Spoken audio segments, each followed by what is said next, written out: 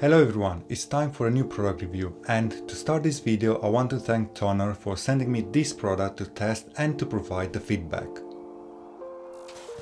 The box is simple, brown with the name and the logo on the front, the information at the back in different languages, then on one side there is the info with the components inside the box, the condenser mic, the boom arm set, the shock mount and the pop filter. But let's open the box and physically check the contents.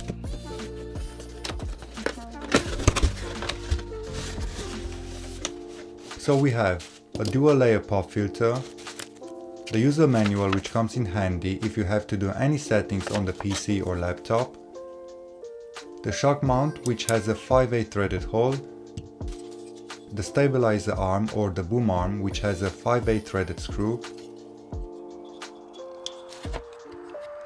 the table clamp which can be fitted to surfaces up to 45mm thickness, the USB-A to USB-B cable, which is around 5-6 feet long or around 1.8-2 meters long, the windshield or the cover that goes on the microphone, and of course the microphone.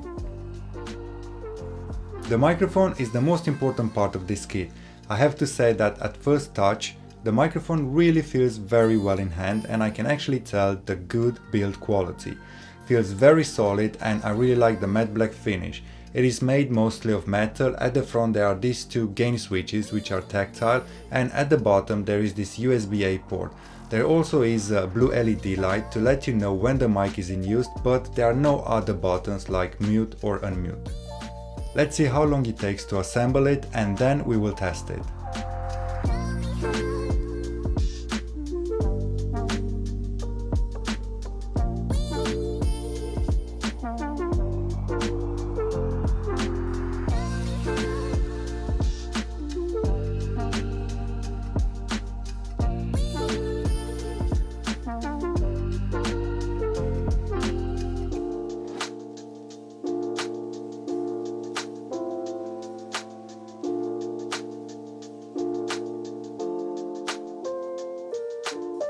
That's all done now. It took me around 3 minutes, give or take, to put it all together and to fit it. I spent more time just to fit the pop filter. Just to let you know, at the moment I'm using the Deity VMic D3 Pro shotgun microphone, which is connected straight to the camera, and the sound that you hear is non-edited. I will switch to the Tonor Q9 microphone so you can make an idea of how it sounds.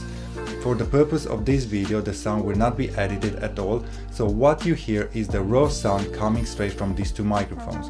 Because I can't connect two microphones to the camera, the sound from the Tonor Q9 will be recorded on the MacBook Pro using its native app called Voice Memos.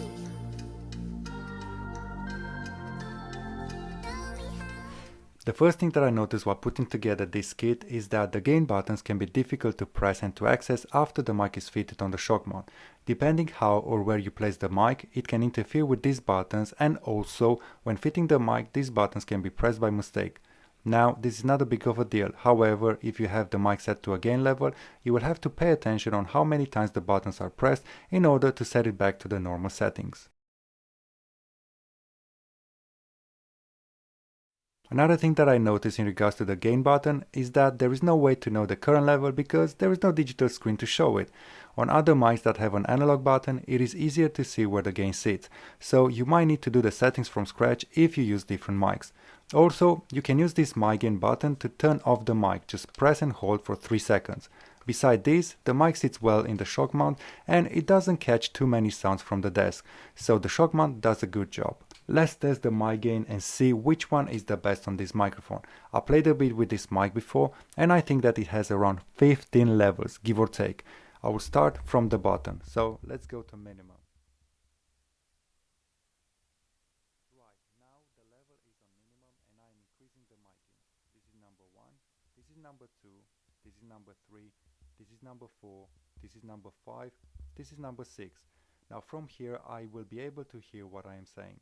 Let's go up to number 7, then to number 8, now I am at number 9 and this is number 10. I think number 10 sounds good. I heard it after I've done the first test, not live, because this mic doesn't have a headphone jack to monitor the audio. But let's keep going. This is number 11, this is number 12, this is number 13, this is number 14 and this is number 15. Now from here on, regardless how many times I press the button, the volume will not go up. So I think it has around 15 levels. I like to keep it at around 85-90%, so let's press 3 times on the minus button, because I don't want the sound to catch high level, just because when it does, I can't play around with the sound on the video editing software as much as I would like to. It is the same for the sound on the camera. It needs to be in the green zone rather than on the red zone.